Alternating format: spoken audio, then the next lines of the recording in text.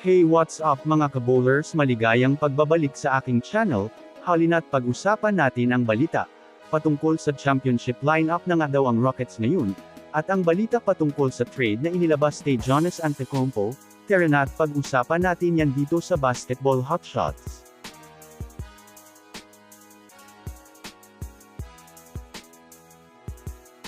Una nga muna tayong ako mga kabowlers sa balita patungkol sa isa na nga ngayon ganap na championship team ang Houston Rockets.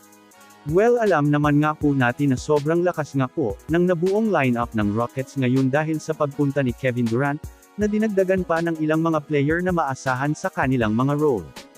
Kung susumadahin nga natin mga kabowlers na kampihan, nga po ni Durant ang mga batang player ngayon sa liga na mayroong matitinding laruan na literal kinakatakutan din ng ilang mga coaches.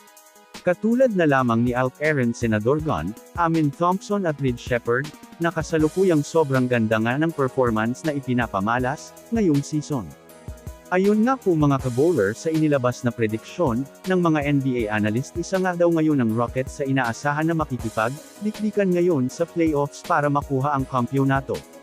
Kung susumadahin nga natin mga kabowlers, kapag nga po, nadagdagan pa ang Rockets ng at least isa pang point guard na magaling sa pagdiskarte sa laro, ay tiyak na talagang mas lalakas pa ang Houston Rockets.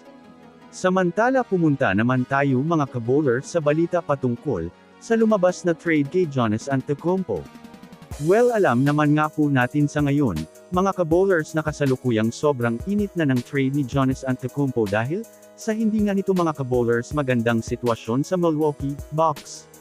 Well, isa nga po si Giannis Antetokounmpo sa mga superstar ngayon, na literal na pinag-aagawan ng mga kupunan.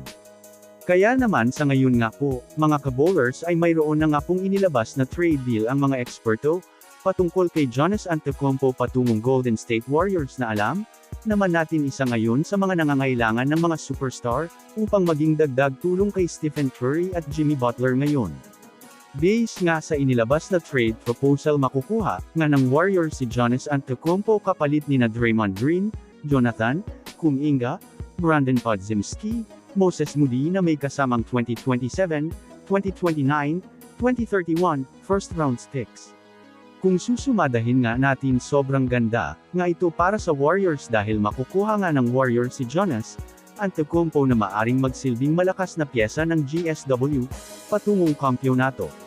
So yun lamang mga kabowlers, yan lang naman ang pag-uusapan natin ngayon. Pindutin nyo na ang subscribe, and hit nyo na rin ang notification bell sa mga susunod na updates sa mundo ng basketball. Again, this is Basketball Hotshots. Thanks for watching.